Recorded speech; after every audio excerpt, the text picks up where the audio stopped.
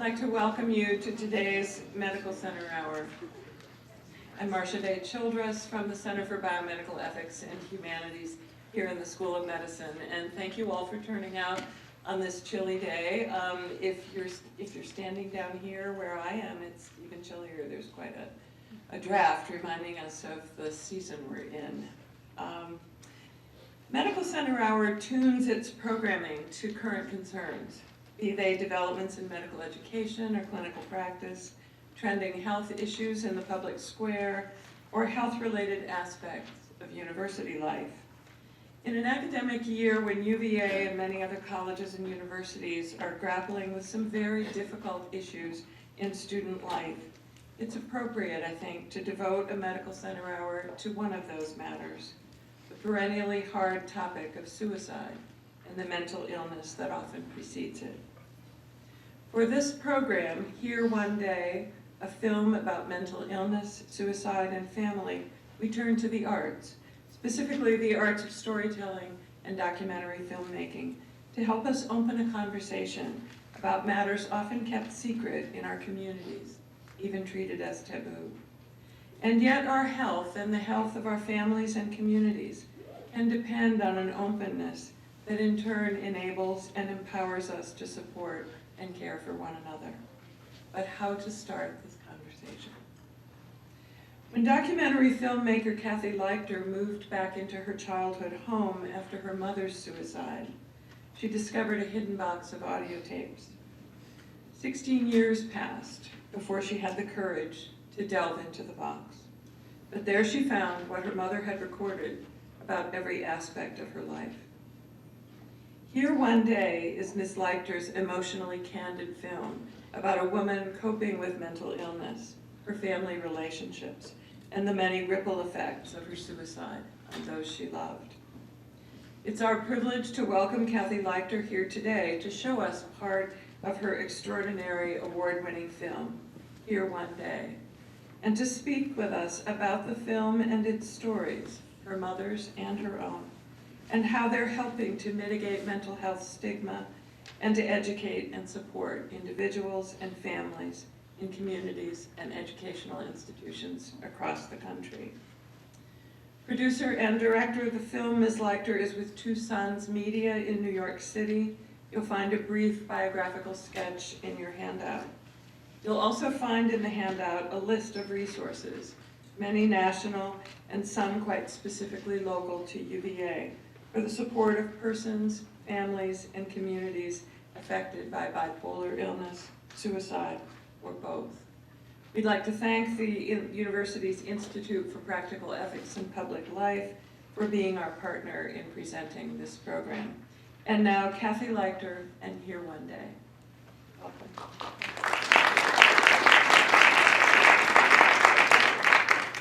I'm going to come out and talk to you from here. I like being as close to you as possible, and we'll get closer once you see a little bit of my film. So really want to thank Marcia for bringing me here. I want to thank the Medical Center Hour. It just seems like a brilliant space in which to really be together and focus on issues of import, like you're saying. And I want to thank UVA for having me, and my college friend Sandhya and her son Kieran for hosting me last night. So I got to have some friend time while I was here. So just to tell you what I'm going to do today, I'm going to give you a little context about me and the film, how I began, why I began Here One Day, why I began making it. And then I'm going to show you 20 minutes of the film. The film is actually an hour and 15 minutes. But the 20 minutes you'll see is the beginning, and it'll give you a really good taste of what the film is. And then I'm going to talk a little bit about how making the film transformed me. But I also really want to take time to focus on how I'm using the film in communities and in schools like this all across the country. And then I really also want to leave time for questions and discussion. I'm very much about community discussion and experiencing the work in groups. I'm not a big fan of television. I'm not a big fan of watching something on your computer, although I know we all do that. But I really like to be in community and to be together to talk, so I want to leave time for that. So yes, you can read my bio, and I'm going to say a little bit about me and how I started the film. So I've been a filmmaker for over 25 years and have always made documentaries. I've worked in public television. My best job maybe was working for Mr. Rogers' Neighborhood. My worst job was making World's Deadliest Swarms for Fox Television, which was actually a great thing because it was so bad that it actually moved me into making my own films. But just to rewind before I get to that spot,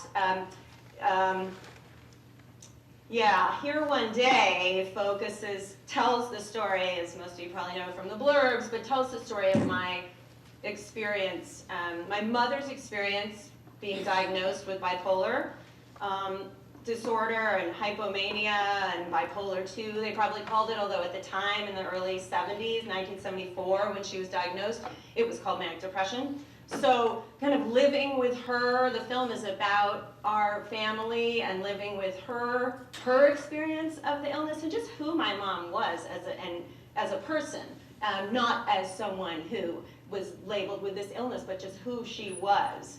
And it takes us through, it actually, as you'll see, it starts with her suicide and then rewinds and kind of goes back into who she was as a person and her life and our life together, and then and losing her to suicide, and how my father, brother, myself, one of my mom's friends, and her sister, how we survived in the aftermath of that trauma.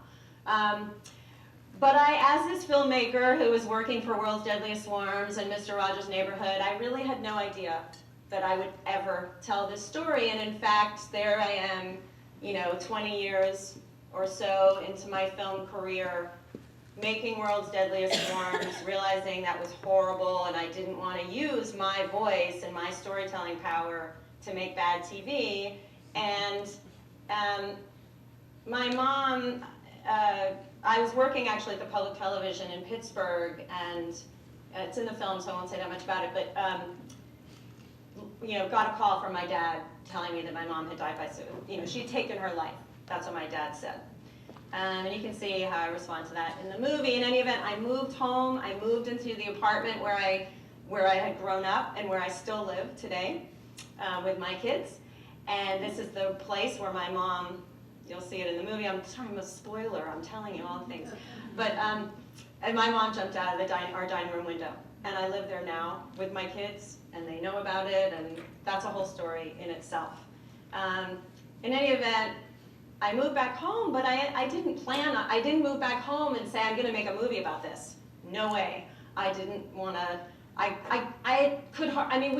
we said it was a suicide. My dad was a public official. We were open that it was a suicide, which in 1995 was exceptional in some ways, and still is in some ways. We all know that suicide is very hard to talk about. And part of my work with the film now is to really get people to talk about it, encourage us to talk about it openly when we can, and to help people feel like we're not alone with our stories and experiences, and to learn for medical students and nursing students and social work students to be able to talk about these things with our patients. But when I moved back home, there was no thought, I'm going to make this film. I just came home to grieve and to be with my dad. And it was really only 9 years, which seems like a very long time, but in the journey of grief, time is not really measurable or accurate. And 9 years after my mom's death, so it's 2004, I have a son, he's 3. I've made a film already for PBS, my own film about welfare reform. It went out all over the world, and we did community screenings with it.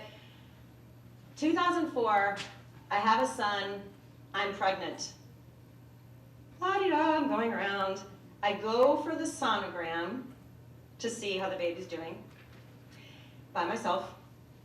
And I see in the sonogram that, and I've gone to therapy, so I've done a lot of therapy, I've done a lot of grieving, I've done a lot of crying. I lived with my dad, I went through my mom's closets. I mean, I was the daughter in the family. I was very much in the middle of the grief for 9 years. So it wasn't like I had no idea, you know, I was really healing and focusing on what had happened in a private way.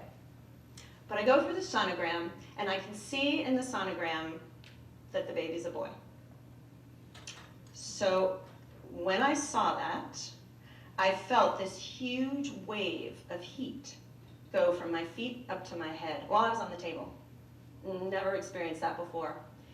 And left the office devastated, like as if a tsunami had hit me.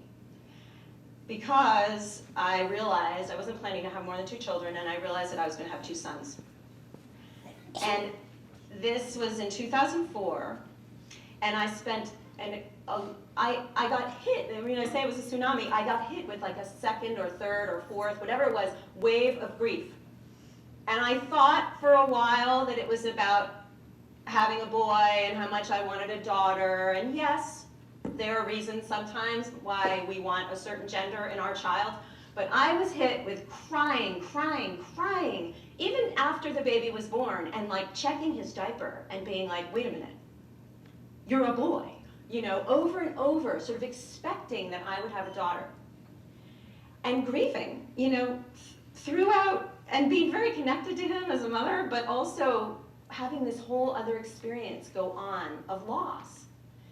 So because I'm an emotionally aware person and connected, and I like to delve into this stuff, I had to ask myself, like, what is happening here? I could talk about it with my friends, and somebody probably knows this, you know, sort of talking about this, having boys. Actually, it took me a while, but I figured out that really what I was grieving about, and I love my second son, and I love having 2 boys. So that's all good. And that's the beauty of life, you know, is that at the time I thought, oh my God, this is the worst thing that's ever happened to me, and it turned out to be one of the best things that's ever happened to me. Because what Theo, my second son, taught me, it was like he was a messenger for this process. He taught me that I had a whole wave or layer of grieving and loss and reconnecting with my mom and retrieving her and unlocking something that I needed to do 9 years after this loss. And suicide is particularly traumatic, and losses happen to us in so many different ways. It can be any kind of loss. I had to go back in 2004 and figure out why I had been crying so much. And because I'm a filmmaker and because that's how I communicate, Here One Day began. And actually, my cinematographer and I, our first shoot was a shoot, which isn't in the movie. You know, when you're a filmmaker, it's actually called Killing Your Babies, but it's not that. But when you when you take footage that you love and you don't get to use it, we say that. We say, oh, you had to kill some babies. Anyway, so it's kind of interesting, because I'm about to tell you. So we filmed this scene where I was pregnant with Theo, and I was super pregnant, so it was already 8 or 9 months in, and we projected images of my mom and me and all these things on my belly like it was a screen. It was amazing. But that's where the movie began. It began out of this grief that I realized was really about my mom, and wanted to have this daughter to retrieve my mother. You know, that I would, in this mother-daughter relationship, retrieve my mom. And my therapist and my husband, everybody said, like, you should have a daughter. Like, that's quite a big responsibility to give a little girl. And you know, we do those things. I mean, come on, we do those things. We meet people who carry on something for us. And I'm just so delighted and pleased, really, of the journey of where Here One Day took me. Because it was 8 years, from 2004 to 2012, where I spent hours, you know, talking to my family, looking at photographs of my mom. I didn't have any photographs of my mother up around my house. This was 9 years after she died. I couldn't do it. I was still so holding on to this tsunami inside. But the movie became this incredible opportunity to go in there and to look at photographs. I looked at 6-8 hours of home movies, which you'll see some of in here, because I was living in the apartment where I grew up. So all this material, documentary filmmakers see my movie and they go, oh, I'm so jealous. Like, I had hours and hours of Super 8 footage of my family. I had my mother's poetry. I had her notebooks. We have way too much of their stuff, so you'll see that too. But I really wanted to to go into her things, I ended up talking to my family in a way that we had never spoken because I had the film. And that's one of the things I love about filmmaking, is that with the power of the camera, and you have to be careful of that, but the power of the camera gives you license in some ways to ask people things that you might not have the guts to just ask them over morning coffee. So my brother and I did an interview, which I think you'll see a little bit of in the segment I'm going to show you. We did an interview in 2008. My mom died in 1995. That's 13 years later. Although we had talked about what happened to us, and this is not rare, right? In our families, we don't always talk about this was the biggest traumatic thing that ever happened to us, but we would talk about it some. We also wanted to move on. I got to sit down with my brother because of Here One Day, because I was making this film, and say, let's talk about what happened to us. You know, what are your memories of Mom? What was it like when she died? What's it like to talk to your kids about her? I got to ask him questions I never got to ask. And the movie, since then, you know, it was finished in 2012. I mean, my family, my brother, my dad, we've traveled to film festivals with it. They come and do Q&As with me. So the movie's had a whole life even after being finished, where we show it publicly. We stand up as a family and we say, this happened to us, and I'm happy to be a poster child for this issue. I want to say to people, this is what happened in our family. And my dad does that too. A little less now, he's 84 and he's kind of like, enough already. But my brother also comes to the Q&As, and I joke that I have to like pull him off with a cane because he likes to talk more than I do, and I'm the older sister, so I'm supposed to be doing the talking. But anyway, the film has had this whole life now, and it was a very healing journey for me, and you'll see in the segment I'm going to show you kind of how I describe where I was when I started the film and why I'm taking the journey. So I think with that, I'm going to show you 20 minutes, and it's right at the beginning of the film. So yeah, I think you'll get a little bit of the story, and you can ask me questions if the context of what I'm showing you doesn't make sense, but I think it's a good chunk to see. We'll watch 20 minutes, I'll say a little more, and then we'll do questions. Okay, John? You're good? All right.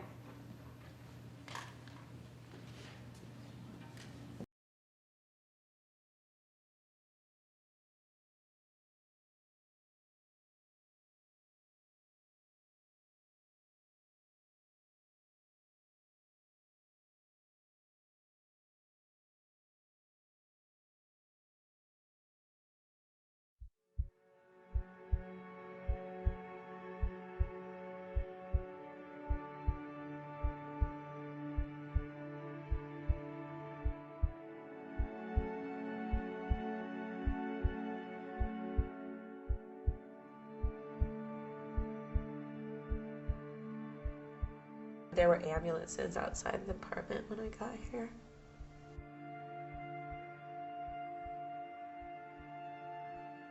I wasn't in agreement with the way you guys were dealing with Mom's sickness. I don't know whether I'll become manic this morning.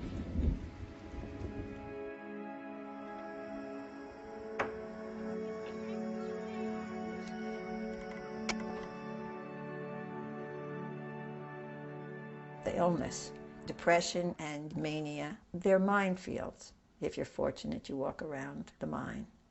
If you're unfortunate, you step on it.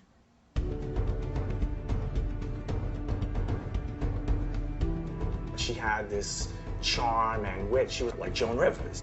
I feel so super. I feel super. Whoopee! She was a funky mother, and I love that about her. She was successful and powerful. She was a mucky-muck.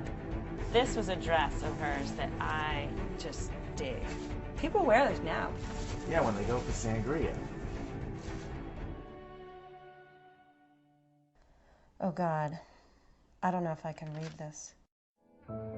We put her in New York Psychiatric. You know, they were going to put her in a straitjacket. It was awful. She did really bizarre things, dangerous things. Did not feel safe. Oh dear, this is a bad moment. The disease was intensifying and getting worse. Nobody stepped in to take command. Everything just conspired, like a Greek tragedy, and just pointing inexorably towards that end.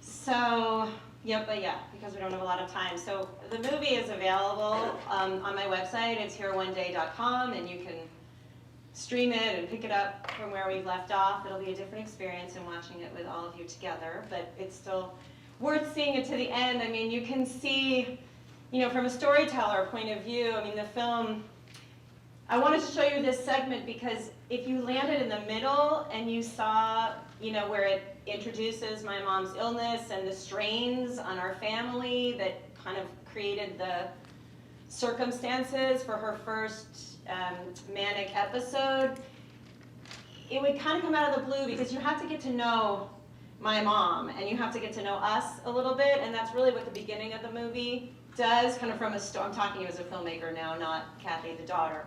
But, that the movie lets you get to know the characters in the film, and then it really, throughout packs a wallop, but it also has moments of humor, and that was probably the biggest moment. I mean, Billy is he was like our Woody Allen foil, and we need him, right? Because I was pretty much ready to show like intense emotion throughout.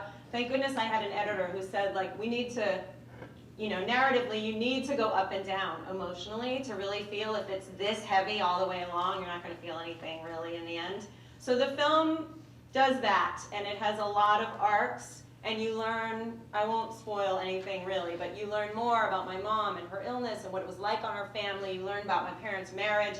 I put a lot of it out there, and my family was very brave to let me do that. You learn about my mom's relationship with my brother, which became strained because Josh really needed to separate and have some space. And so there's a lot of family in the movie, and a lot of family story that isn't necessarily about mental illness or suicide. There's that, and it's very specific to that, and there's also just things that are specific to family and people and women and children and mother-daughters. And so, at the beginning of the film, you see how it said, my dad says, "What do you hope to find?" And I say, "More freedom." And so that's really what the movie did for me. And then this work, which I'm just going to say like 5 minutes about, or less, is just the work that I'm doing now with the film is really this whole other phase of freedom, and has really brought me to a completely different place than where I started, when I saw that sonogram. I mean,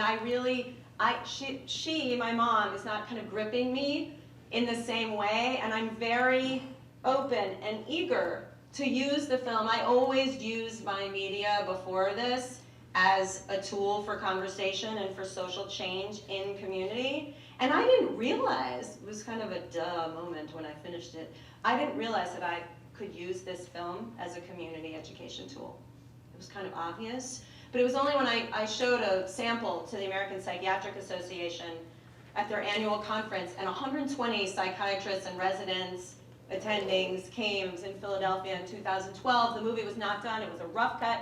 I showed it. These psychiatrists stood up and started telling their stories with losing people to suicide, what it was like as healthcare practitioners, to treat families. And I realized in that moment, like, oh my goodness, this movie is going to help people talk about these issues. It's not just a healing tool for me.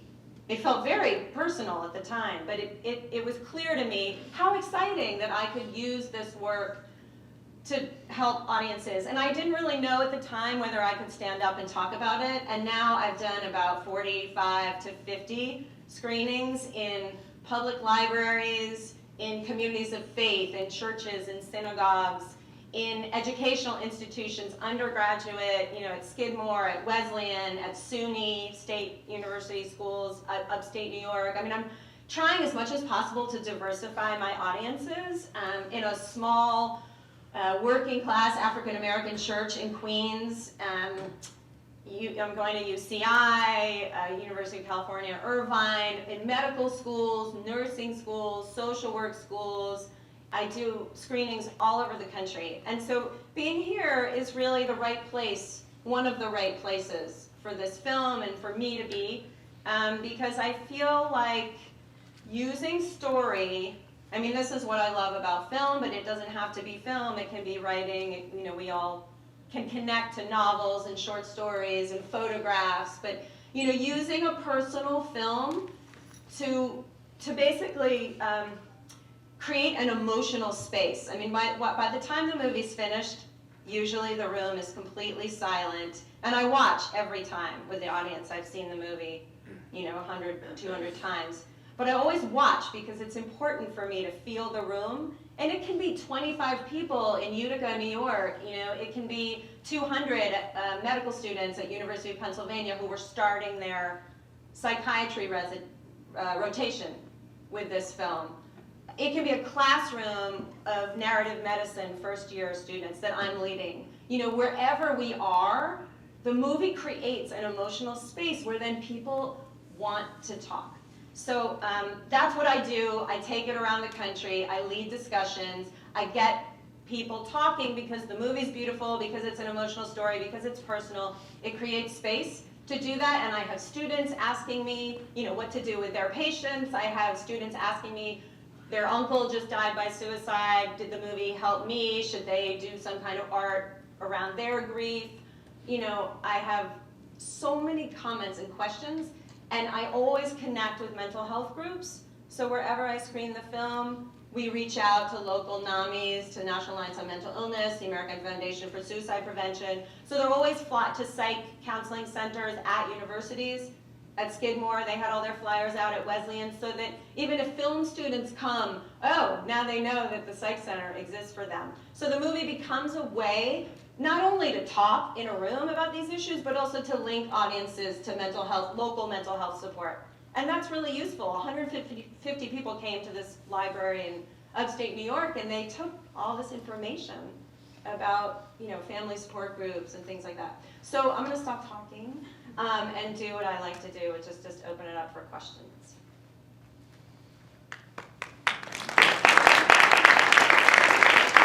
Thank you so much, Kathy. We have a couple of microphones which we can bring around to people who have comments and questions. As Kathy said, this film is a good conversation opener. Helps us develop a vocabulary for how to talk about these kinds of experiences which have tremendous impact in individual lives and in the lives of communities. So who would like to start?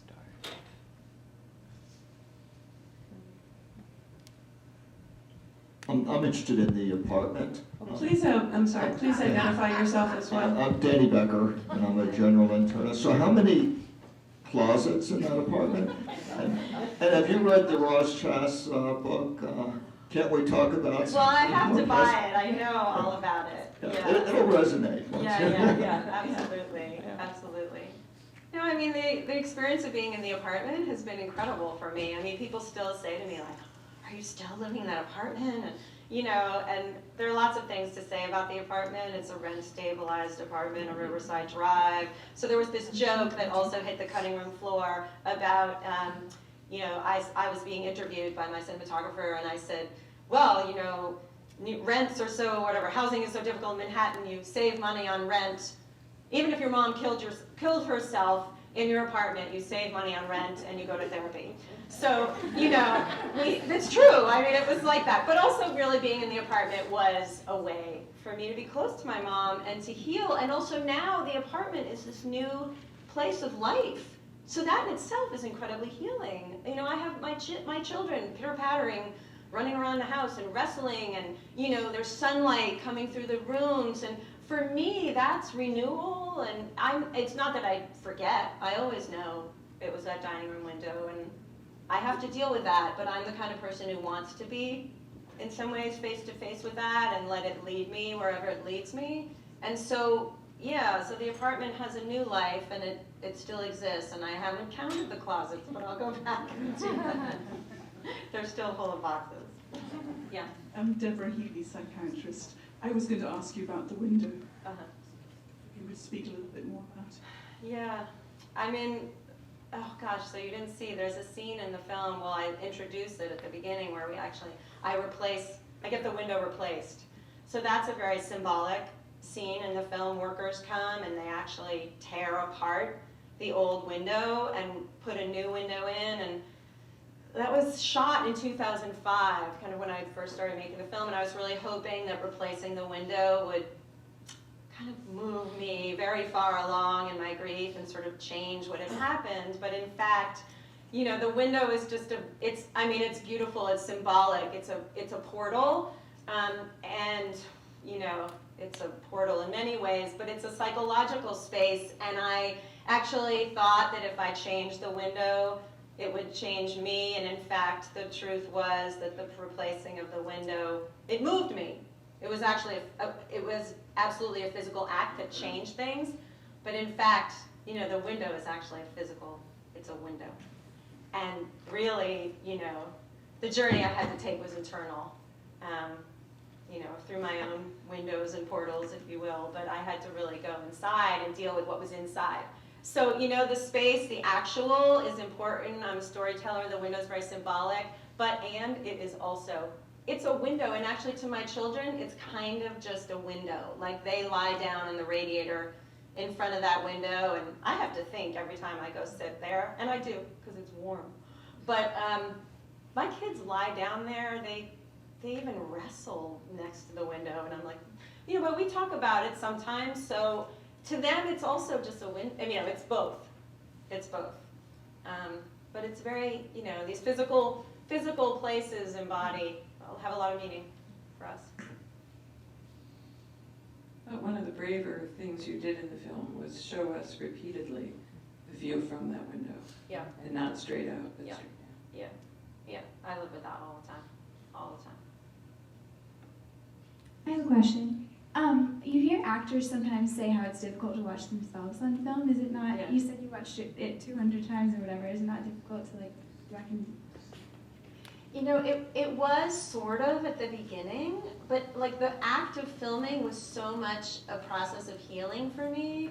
You know, I had to, in some ways, turn the camera on myself in order to pay attention in a new way to what I was experiencing. And I wouldn't have done the things, like I wouldn't have necessarily had the window replaced were I not making a movie. Like I was kind of like, oh, that would be a cool thing to film, and that would be great to replace the window. And you know, so I enjoyed, I mean, I was wearing all these different hats, but actually wearing the filmmaker hat was very healing for me because I had to externalize the story. I had to not be like, this is my story and I have to live with it in here. I had to figure out, how do I say, you know, where do we tell the audience she jumped out of the window? You know, I had to talk to my editor and say these things out loud, and just the act of having to say, well, where do we tell this? It was a card on our edit room wall, like Nina jumped out the window. You know, I couldn't have even looked at that card when I started making the film, but 7 years into making the film, those things had to be externalized in a story way, and that was very healing for me, to take it out of my own personal experience and say, how do I tell this to others? Hi, I'm Beth Jager Landis, and there were so many things in just those 20 minutes that were so moving, but and it kind of stems from what you were just saying, the depth of the 11 stories that you showed quite a bit, just to end in the trailer. And the trailer, you don't know how your mom. I watched it last night with my young girls, and they're not too young to watch it, but anyway, they kept asking me, "Do you think she jumped from there?" You know. Didn't know. Yeah. But just during those 20 minutes, there was quite a bit of depth, you know, Yeah. with those 11 stories. Yeah. Did you feel like that was something just that you had to add in for? Yeah, I mean, it just feels real. You know, it feels kind of like not wanting to not, it's sort of like the talking about it. Like it feels like I'm gonna show this and it's bold. I mean, I couldn't look at those shots, the actual, until way into the editing process. I had to kind of look away when my editor was working with them. But that's one of the things I like about the movie, is that it challenged me to see that, and I don't know if that's something we see very often, and it's on the edge, I think, visually, of what what is okay to show. And I think, yeah, for survivors and people who have had that in their families, that may be really difficult. And I'm careful. I mean, I also really try to have mental health professionals in the room when I show the film to whatever audience, just so that if it does stir up, which it often can, it can stir up a lot of feelings. And so, you know, you all haven't seen the whole thing, but if there are feelings that get stirred up for you, please try not, you know, figure out a way to pay attention to that or reach out to someone if you need to. But I feel like those images are very powerful, and I'm aware of that. Yeah. Could you talk about the impact on your husband throughout this process? I'm curious about, you know, how it affected your relationship and your mother's death and moving into the apartment. I mean, yeah, that whole. Yeah, it's a great question. Well, it's funny because my husband was he's a doctor now, but he was an audio sound person for film for a while, and so he knew kind of the language of filming, and he would sort of he would disappear most of the times that we were filming, which was kind of annoying to me because some documentary filmmakers like to show their relationship on screen, and I didn't really know where the movie was going.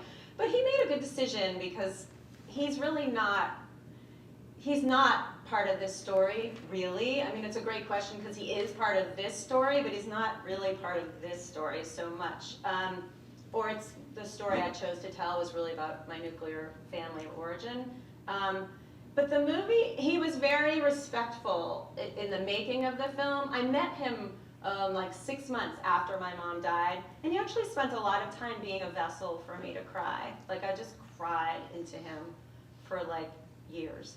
And he's not a super big talker, but he's one of those kind of people who can just be there.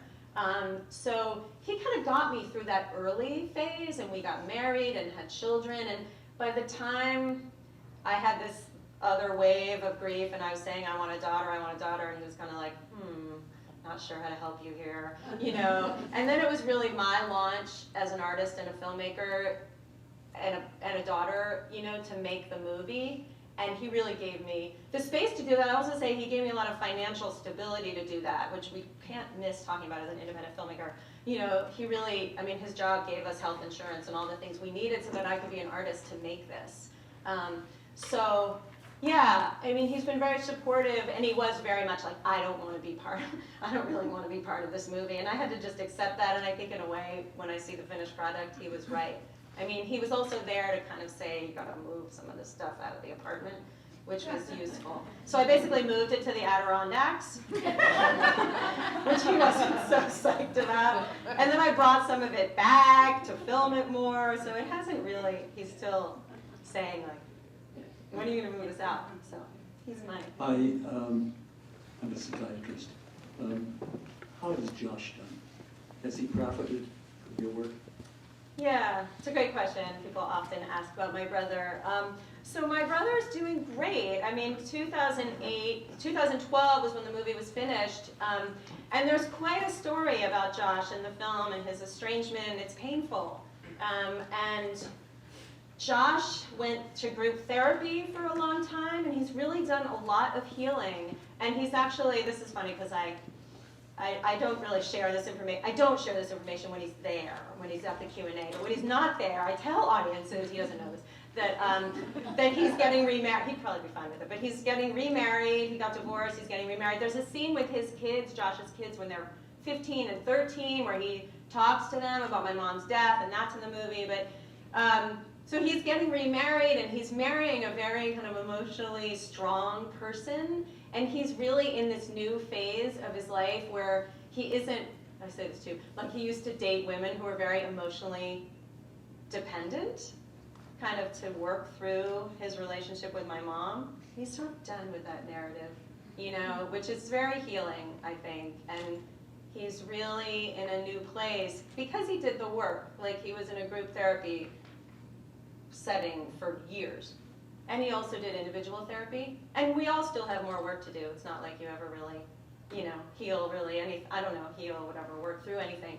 But he's in a really good spot. And we still, it was 20 years actually on February 6th that my mom died.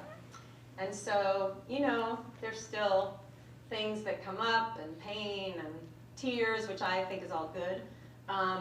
conversations. And the movies created conversations for me and my brother that we might not have had, you know, and difficult conversations, like a conversation in my brother's driveway where we sat in the car and talked about stuff in the movie that we might never have talked about without the film. So, you know, it continues to be a healing tool for all of us.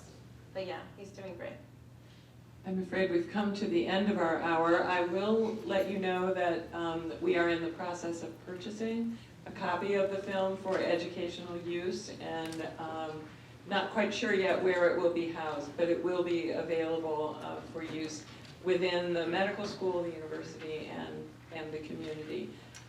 We'd love to thank, you had one more thing to say? I just want to say that I'm available online. There are postcards with my email address. It's info@hereoneday.com, and I'm happy to take questions, or if you have comments. Sometimes, you know, if you think of something later that you want to share, or you're not comfortable sharing it in the space, that's fine. Like, you are welcome to email me. I have a lot of email conversations with people who've seen the film or want to know more about it, or so please feel free to be in touch with me. So we thank you all for coming today. Please join us next week. We have a program on the surprising collapse of marijuana prohibition. What's next?